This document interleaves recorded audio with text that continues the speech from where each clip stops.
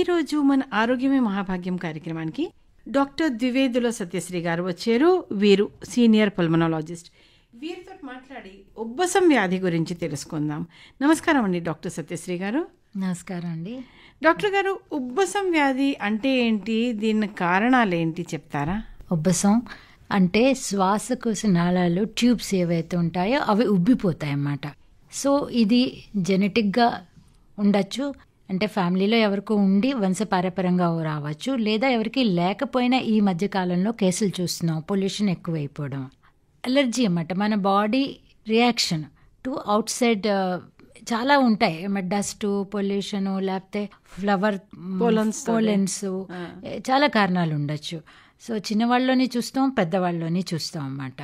మరి డాక్టర్ గారు, ఒక్కొక్కప్పుడు ఆయాసం లాగా వస్తుంది, అంటే ఊపిరి ఆడదేమో అనేది, దీనికి కారణం ఉబ్బసమే అంటారా? ఊపిరి ఆడకపోవడానికి చాలా కారణాలు ఉన్నాయండి. Of course one of the most common reason ఉబ్బసం అన్నమాట. ఉబ్బసం అంటే సిమ్టమ్స్ ఏముంటుంటే దగ్గు, జలుబు, తుమ్ములు, గొంతుకులు అప్పుడప్పుడు రాపిడి, పిల్లికూతుల్లా శబ్దం రావడము, ఇది వచ్చిపోతూ ఉంటుంది. అండ్ కరెక్ట్గా ట్రీట్మెంట్ వాడితే 100% కంట్రోల్ అయిపోతుంది.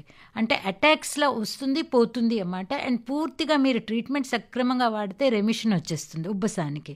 మిగతా చాలా కారణాలు ఉన్నాయి ఆయాసానికి. రెండోది మోస్ట్ కామన్ ఏంటంటే సిఓపిడి అంటారు, క్రానిక్ అబ్స్ట్రక్టివ్ పల్మరీ డిసీజ్. ఇది దేనివల్ల వస్తుందంటే ఊపిరితిత్తులు లేకంగా పాడవుతాయి. ఇందులో ఎందుకు పాడవుతాయి అంటే ఈ మధ్యన pollution. Second most common reason smoking. కొందరిలో ఈ స్మోకింగ్ చేసేవాళ్ళు కొంత పార్ట్ ఉబ్బసం కూడా ఉంటుంది, స్మోక్ కూడా చేస్తారు.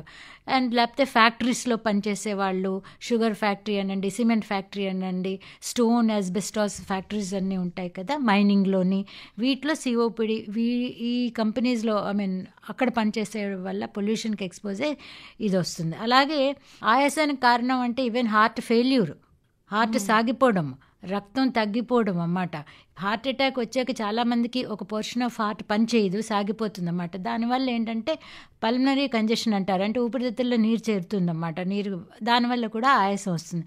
అది కాక వేరే ఇన్ఫెక్షన్స్, న్యూమోనియా, టీబీ, ఏదో ఎన్నో లంగ్ క్యాన్సరు, అలా చాలా కారణాలు ఉంటాయి ఆయాసం రావడానికి.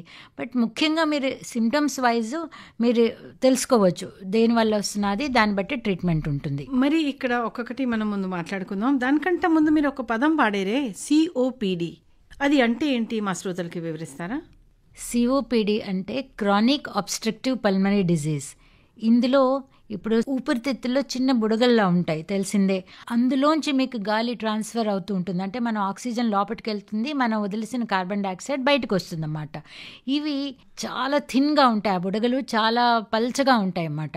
అవి అందులో కపం పట్టినా, అందులో ఏ చెత్త చెదారం చేరినా కూడా అవి చిరిగిపోతాయి, అవి అన్నీ కలిసిపోతాయి, పని చేయకుండా అవి పని చేయవు అన్నమాట. కనబడతాయి కానీ పని చేయవు. సో ఆక్సిజన్ సక్రమంగా లోపలికి వెళ్ళదు, మనకు కావాల్సినంత ఆక్సిజన్ అందదు, అందుకు ఆయాసం వస్తుంది. అండ్ ఇది పర్మనెంట్ డ్యామేజ్. మరి ఇప్పుడు సిఓపిడి లక్షణాలు ఉబ్బసానికి ఎలా తేడా ఉంటుందండి? అవును, సిఓపిడి అంటే ఇప్పుడు ముఖ్యంగా యూజువల్గా ఏంటంటే ఒక ఏజ్ అయ్యేకి వస్తుంది, మొగాళ్ళలో ఎక్కువ ఉంటుంది, 35-40. డెఫినెట్గా హిస్టరీ ఆఫ్ స్మోకింగ్ ఉంటుంది. మోస్ట్ ఇంపార్టెంట్ అంటే సిఓపిడి చాలా ఆయాసం అనేది చాలా స్లోలీ ప్రోగ్రెసివ్ అన్నమాట. అంటే పేషెంట్ గమనించరు నాకు ఆయాసం ఉన్నదని, అడాప్ట్ చేసేసుకుంటారు. అంటే స్పీడ్గా నడిచే వాళ్ళు నెమ్మదిగా నడవడం, తర్వాత మెట్లు ఎక్కడం మానేసి లిఫ్ట్ తీసుకోవడం, ఎక్కడ పడితే అక్కడ బైక్ మీద దీని మీద నడవడం మానేస్తారన్నమాట. తిండి కూడా తగ్గించేస్తారు, స్మోకింగ్ మాత్రం ఆపరు. సో ఎప్పుడు డాక్టర్ని వాళ్ళు అప్రోచ్ అవుతారంటే ఇంకా నా వల్ల అంటే రొటీన్ యాక్టివిటీస్లో ఇబ్బంది కలిగినప్పుడు, అంటే వాళ్ళు భోజనం చేయలేరు, వాళ్ళు కడుపు నిండా టాయిలెట్కి వెళ్ళినా బాత్రూమ్కి వెళ్ళినా కూడా వాళ్ళకి ఆయాసం వస్తుందన్నమాట. అంటే ఇది సిఓపిడి ఒక లాంగ్ టర్మ్ లోనే అన్ఫార్చునేట్లీ డయాగ్నోస్ చేయొచ్చు, కానీ పేషెంట్స్ డాక్టర్స్ దగ్గరికి వెళ్ళరు, అవేర్నెస్ లేదు. అన్ఫార్చునేట్లీ ఏ స్టేజ్లో వెళ్తారంటే వాళ్ళ రొటీన్ యాక్టివిటీ, డైలీ యాక్టివిటీ కూడా చేయలేరు ఆ టైంలో. అండ్ ఆ టైంలో డాక్టర్ చేసేది పెద్ద అంటే ఇంప్రూవ్మెంట్, ఎందుకంటే లంగ్స్ చెడిపోయి ఉన్నాయి, అక్కడ మనం కొత్తది పెట్టడం లేదు, డ్యామేజ్ ఉన్నాయి. సో అలాంటప్పుడు ఏంటి, లిటరలీ వాళ్ళు ఒకప్పుడు ఆక్సిజన్ సిలిండర్ సజెస్ట్ చేస్తారు, లేదా వెంటిలేటర్ పెట్టమంటారు. మీరు వీపు మీద ఆక్సిజన్ సిలిండర్ పెట్టుకుని పర్వతారోహణలో లైఫ్ లీడ్ చేయలేరు కదా, కొండెక్కుతున్నట్టు ఎప్పుడూను. అది ఇబ్బందికరం అయిపోతుంది వాళ్ళకి. అందుకని ఈ సిఓపిడియే ముందు గుర్తించాలి, తర్వాత స్మోకింగ్ అవి మానేయాలి. స్మోకింగ్ అలా అయితే చాలా డేంజరస్. సిఓపిడి ఒకటే కాదు, క్యాన్సరు, హార్ట్ అటాక్స్, ఇలా అన్నీ ఉంటాయి. మనం నిజంగా తలుచుకుంటే స్మోకింగ్ ఆపేయవచ్చు. మీరు కరెక్ట్ పల్మనాలజిస్ట్కి వెళ్ళి కౌన్సిలింగ్ తీసుకుని దాని తగ్గ మందులు వాడి స్మోకింగ్ ఆపడానికి ప్రయత్నించండి. సో COPD బారిన పడకుండా. ఇప్పుడు చాలా ప్రాంతాల్లో కర్ర పొయ్యి వాడతారండి, మన కర్ర బొగ్గుతోటి పొయ్యి వాడతారు. అందులో పొయ్యి గొట్టం అది పెడతారు దాన్ని ఊదడానికి. దాంతో కూడా దగ్గు అది వచ్చే ప్రమాదం ఉంటుంది. చాలా మంది దగ్గుతూ ఉంటారు. అవును, దాంతో కూడా COPD అలాంటివి వస్తాయి కనుక గవర్నమెంట్ ఇప్పుడు అది వాడద్దు, చూలా వద్దు అని చెప్పి గ్యాస్ సప్లై పల్లెటూరులో కూడా చేస్తున్నారు. అది మంచిది కాదు, డెఫినెట్గా మంచిది కాదు. మరి ఇప్పుడు ఉబ్బసానికి ట్రీట్మెంట్ ఉందంటారా? ఉబ్బసానికి చాలా మంచి ట్రీట్మెంట్ ఉన్నదండి. ఉబ్బసంలో అంటే శ్వాసకోశ నాళాలు ఎంత ఉబ్బిపోయి అని చూసుకోవాలి ముందు. అవన్నిటికీ అంటే ఇప్పుడు చాలామంది ఏదో పెద్ద ఖర్చు అయిపోతుంది, CT స్కాన్లు, MRI స్కాన్లు, అవన్నీ ఏం అవసరం లేదు. వాపు ఎంత ఉన్నది, మన బ్లడ్లో ఇప్పుడు మనం ఎలర్జీ ఉన్నప్పుడే ఆ ఉబ్బసం కూడా one of the part of allergy అన్నమాట. ఎలర్జీ ఉన్న వాళ్ళకి జలుబు, తుమ్ములు, ఈవెన్ స్కిన్ మీద దద్దుర్లు, ఈ ఉబ్బసం ఉంటుందన్నమాట. సో రక్తంలో ఎలర్జీ కణాలు ఇస్నోఫిల్స్, IgM, IgG ఇవన్నీ చూసుకుని ఇంకా మరీ పెట్టుకోలేని వాళ్ళతో సింప్లీ CBC అంటారు, అంటే బ్లడ్ కౌంట్లు ఇస్నోఫిల్స్ చూసుకుని ఈ ఆబ్స్ట్రక్షన్ ఎంతో చూసుకుని వాళ్ళు ఏ స్టేజ్లో ఉన్నారు ఉబ్బసం చూసుకుని ముందు శుభ్రంగా తగ్గిపోవడానికి మందులు ఇచ్చి తర్వాత రాకుండా ఇన్హేలర్స్ రూపంలో మందులు ఇస్తే చక్కగా రెమిషన్ వచ్చేస్తుంది. కంట్రోల్ 101% అవుతుందన్నమాట. ఉబ్బసం గురించి గాబరా పడక్కర్లేదు మీరు. అంటే ఒక్కసారి ఉబ్బసం లైక్ ఆస్తమా అటాక్ తగ్గిపోతే, అంటే మీరు చెప్పే ట్రీట్మెంట్ తోటి తగ్గింది అనుకోండి, మళ్ళీ ఎప్పుడు ఆస్తమా అటాక్ రాదంటారా? రావచ్చండి. ఇప్పుడు మీరు ఈ వాపు తగ్గించుకుంటే ఎప్పుడైనా వచ్చినా కూడా అప్పటికి తాత్కాలికంగా వెంటనే తగ్గడానికి ఇన్హేలర్స్ కానీ మందులు కూడా ఉన్నాయి. అంటే ఇందులో 2 రకాలు ఉంటాయి. శ్వాసకోశ నాళాలు స్పందించడం వేరు. అంటే చూడండి, ఆకులు ఇలా టచ్ మీ నాట్ లీవ్స్, ఆకులు ఇలా ముడుచుకుంటాయి ముట్టుకోగానే, అలా ముడుచుకోవడం వేరు. నిజంగా అందులో వాపు రావడం, ఉబ్బిపోవడం వేరు. సో అప్పుడప్పుడు ఈ స్పందన అన్నది ఆ చిన్న మందు తీసుకుంటే తగ్గిపోతుంది అన్నమాట. మనం ఆ స్టేజ్కి ఉబ్బసాన్ని తీసుకురావాలి, ఒక స్పందనగా మిగిలిపోవాలి అంతే. వాపు అన్నది ఎంత ఉన్నా, సపోజ్ ఎక్కువ ఉంటే ఒక దాని వాపు బట్టి తర్వాత మీరు ఎప్పుడు డాక్టర్ని అప్రోచ్ అయ్యారా అంటే చాలామంది ఉబ్బసాన్ని కూడా నాకు ఉబ్బసం లేదు అని యాక్సెప్ట్ చేయరు, కొట్టి పారేస్తారు. తర్వాత ఇప్పుడు వెంటనే అప్రోచ్ అయ్యారా, లేకపోతే 5 ఏళ్ల తర్వాత అయ్యారా, 10 ఏళ్ళ తర్వాత అయ్యారా, దాన్ని బట్టి మీ ట్రీట్మెంట్ కూడా నిర్ధారపడి ఉంటుంది. ఎక్కువ రోజులా తక్కువ రోజులా, తొందరగా డాక్టర్ దగ్గరికి వెళ్తే మీకు 2 నెలల కన్నా ఎక్కువ 1 నెల, 2 నెలలు, 3 నెలలు మహా అయితే ప్రివెంటివ్ ఇస్తారు. లేదు 10 ఏళ్ళ నుంచి మీరు బాధపడుతున్నారు అంటే ట్రీట్మెంట్ టైం కూడా ఎక్కువ పడుతుంది. అండ్ దానికి కూడా మనం ఇన్హేలర్స్ రూపంలో సైడ్ ఎఫెక్ట్స్ లేకుండా మందులు ఇస్తాము. మరి డాక్టర్ గారు ఓరల్ మెడిసిన్స్ కూడా ఇస్తారా ఉబ్బసానికి, ఆస్తమాకి? డెఫినెట్గా ఇనిషియల్ స్టేజెస్లో ఓరల్ మెడికేషన్ ఇస్తాము. చాలా సీరియస్ అయితే ఇంజెక్షన్స్ కూడా ఇవ్వాల్సి వస్తుంది. హాస్పిటల్లో ఇంజెక్షన్స్, నెబులైజరు, ఇప్పుడు అందరికీ పల్స్ ఆక్సిమీటర్ ఉంటున్నది. కోవిడ్ తర్వాత ఆక్సిజన్ చూసుకోవచ్చు ఇంట్లోనే. ఆక్సిజన్ ఎంత ఉందో దాన్ని బట్టి ట్రీట్మెంట్ ఆధారపడి ఉంటుంది. సీరియస్ అయితే హాస్పిటల్లోనే ఇంజెక్షన్స్, నెబులైజరు, ఆక్సిజన్ పెట్టడం జరుగుతుంది. తక్కువగా ఉంటే సింపుల్ ఇన్హేలర్స్ చాలు. రోటా క్యాప్స్ అంటే పీల్చుకునే మందు సింపుల్గా ఇంట్లో వాడితే మీకు ఆ స్టేజ్కి వెళ్ళరు, అడ్మిషన్ స్టేజ్కి వెళ్ళరు. నా లెక్చర్స్ అన్నీ దేనికంటే మీరు సీరియస్గా హాస్పిటల్లో అడ్మిషన్ ఉండకుండా ఉండడానికి నేను అన్ని జాగ్రత్తలు చెప్తున్నాను. మరి డాక్టర్ గారు, మీరు ఇన్హేలర్స్ అంటున్నారే, కానీ ఒక బిలీఫ్ ఏంటంటే ఇన్హేలర్స్ ఒక్కసారి వాడడం మొదలెడితే దానికి అడిక్ట్ అయిపోతారు, చీటికి మాటికి ఇన్హేలర్స్ వాడాలి. ఇది ఎంతవరకు కరెక్ట్, ఎంత సేఫ్ అండి ఇన్హేలర్స్? చాలా మంచి క్వశ్చన్ అండి. ఇది అందరికీ ఇదే క్వశ్చన్ ఉంటుంది. పేషెంట్స్ అందుకే చాలా చెప్పిన మాటలు విని మానేస్తారు కూడా. ఇన్హేలర్స్ అంటే మందే. ఏంటంటే మనకి ప్రాబ్లం ఊపిరితిత్తుల్లో ఉన్నది. చాలా తక్కువ డోస్ అంటే మిల్లీమైక్రోగ్రామ్స్లో మందు ఊపిరితిత్తుల్లోకి వెళ్ళేటట్టుగా ఇస్తారు. అందులో కూడా 2 రకాలు ఉంటాయి. ఒకటి ఏంటంటే ఊపిరితిత్తు శ్వాసకోశ నాళాలు విప్పుతాయి అన్నమాట, అంటే జస్ట్ ఓపెన్ చేస్తాయి. రెండోదేమో వాపు తగ్గించడానికి ప్రివెంటివ్ అన్నమాట. ఒకటి ఏంటంటే మనకి రిలీవర్, అంటే గబుక్కుని రాగానే తగ్గించేవి. ఆ మందు అంటే పీల్చుకోగానే తగ్గుతుంది అటాక్, అంటే ఆయాసం తగ్గుతుంది. రెండోది ఏంటి, మనకి అసలు రాకుండా చేసేవి ఆ వాపు మళ్ళీ పీల్చినా, ఇప్పుడు పొల్యూషన్ ఎక్కువైపోయింది కదా, అది ఎక్స్పోజర్ తప్పటం లేదు. సో ఇది మనం ప్రివెంటివ్ కూడా ఎక్కువ వాడాల్సి వస్తున్నది.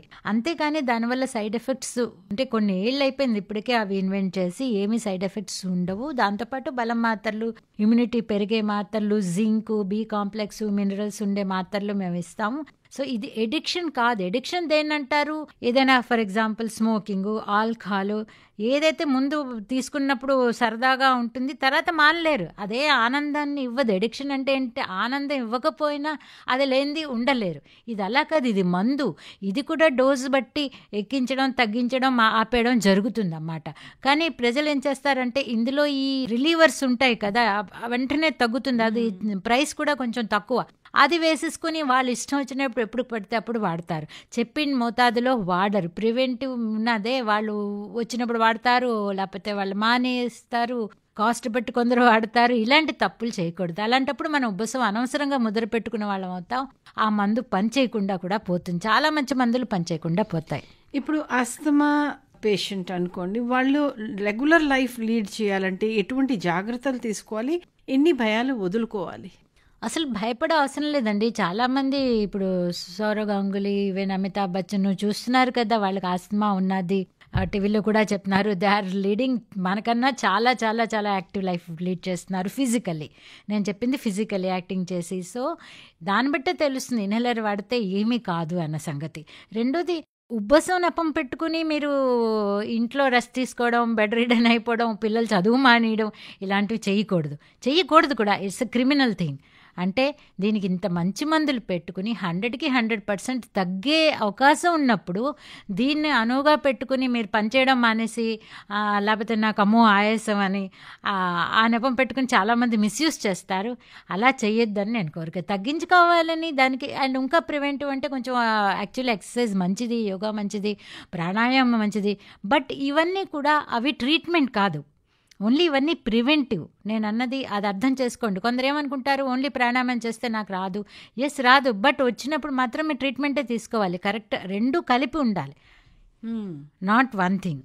మరి మీరు ఇంకొక పదం వాడారు, నెబులైజేషన్. ఈ మధ్య చాలా మంది ఇళ్లలో కూడా నెబులైజర్స్ పెడుతున్నారండి. ఏదైనా కొంచెం ఆయాసం ఉన్నా, కొంచెం రెస్ట్లెస్నెస్ ఉన్నా కూడా నెబులైజర్స్ పెట్టేసుకుంటున్నారు. చిన్న చిన్న పిల్లలకి కూడా ఇంట్లోనే నెబులైజర్స్ పెడుతున్నారు. దీని మోతాదు ఎలా డిసైడ్ చేస్తారు, లేదా ఇది ఎంతవరకు సేఫ్? నేనైతే పర్సనల్గా నెబులైజర్ ఎవరికి నా పేషెంట్స్కి అడ్వైస్ చేయనండి. ఎందుకంటే రియల్గా సీరియస్ అటాక్ అయినప్పుడు ఉత్తి నెబులైజర్ పనిచేయదు. నెబులైజర్తో పాటు యాక్చువల్లీ పేషెంట్ని హాస్పిటల్ తీసుకురావాలి, అవసరమైతే ఇంజెక్షన్స్ కూడా ఇవ్వాలి. ఎందుకంటే అది ప్రాణాపాయం, ఆక్సిజన్ తగ్గిపోతుంది, మీరే చూసుకోవచ్చు. నెబులైజర్కి ఇన్హేలర్స్కి 2% కన్నా డిఫరెన్స్ లేదు ఎఫెక్టివ్నెస్లో. తర్వాత నెబులైజర్లో వేసే మందులు 2 రకాలే ఉంటాయి. చాలామందికి ఏంటంటే మా దగ్గర నెబులైజర్ ఉన్నది, మాకేం భయం లేదు అని అలా టైం స్పెండ్ చేసేస్తారు. చాలా సీరియస్ అయిపోయిన పేషెంట్స్ నేను చూశాను. ఇంటి నుంచి హాస్పిటల్కి వచ్చే లోపునే ప్రమాదం జరిగే అవకాశం ఉన్నది. సో నెబులైజర్ ఇంట్లో వాడడంలో ఉద్దేశం లేదు అన్నమాట. డాక్టర్ ఏది చెప్తే కరెక్ట్గా, అది చాలామంది అదొక రకమైన నాకు అపోహ అనిపిస్తుంది. అలా డాక్టర్ పర్యవేక్షణలోనే నెబులైజరు, ఇంజెక్షన్స్ వాడాలి. ఇంజెక్షన్స్ కూడా ఇంట్లో వేసేసుకుంటారు చాలామంది. రెండు నేను ఒప్పుకుంటాను. అంటే అవాయిడ్ చేయడం మంచిది. బాగా చెప్పారండి. మరి సిఓపిడి ఒకవేళ డిటెక్ట్ అయితే ఎటువంటి లైఫ్ స్టైల్ మార్పు చేస్తే మంచిదంటారు? సిఓపిడి అయితే దానికి కూడా మందులు డెఫినెట్గా వచ్చాయి. బట్ ఆస్మా అంత గ్యారంటీ ఇవ్వలేము. అండ్ డెఫినెట్గా తగ్గుతుంది. ఆ ప్రోగ్రెషన్ అంటే ఓకే, ఎంత లంగ్స్కి చాలా పనిచేస్తాయి. ఈవెన్ 20-30% లంగ్స్ బాగున్నా లివర్ కూడా అంతే, పాప మనిషిని కాపాడేస్తుంది. సో అట్లీస్ట్ ఈ డ్యామేజ్ అయిపోయింది, మిగతా దాన్ని కాపాడుకోవాలి, దానికి మందులు తీసుకోవాలి. ఈ అలవాట్లు ఏ ఉన్నాయో ఎడిక్షన్స్ అవన్నీ మానేయాలి. స్మోకింగ్ ముఖ్యంగా. తర్వాత మాస్క్ కట్టుకోవాలి. తర్వాత ఏమైనా ఫ్యాక్టరీస్ గట్రా ఎక్స్పోజర్ ఉంటే అవి కూడా మానేయాలి. జాగ్రత్తలు తీసుకుని లైఫ్ స్టైల్ మార్చుకుంటే డెఫినెట్గా వెయిట్ ఒకటి బాగా లావుగా ఉన్న వాళ్ళు తగ్గితే వాళ్ళు హ్యాపీగానే లీడ్ చేయొచ్చు, అంత కష్టపడక్కర్లేదు. బట్ అట్లీస్ట్ ఆ ప్రోగ్రెషన్ అనేది స్టాప్ చేయాలి. అంటే చాలా దూది కంట సున్నితంగా ఉన్నది మన ఊపిరితిత్తులు. వీటిని మనం జాగ్రత్తగా కాపాడాలి అంటే మనం ఎక్సర్సైజ్ అది బాగా చేసుకుంటూ, మంచి ఆహారం తీసుకుంటూ, కొంచెం మెడిటేషన్ అది చేస్తే మన ఊపిరితిత్తుల ఆరోగ్యం బాగా ఉంటుంది అంటారు. చాలా బాగా చెప్పారు డాక్టర్ సత్యశ్రీ గారు. ధన్యవాదాలండి. నమస్కారం.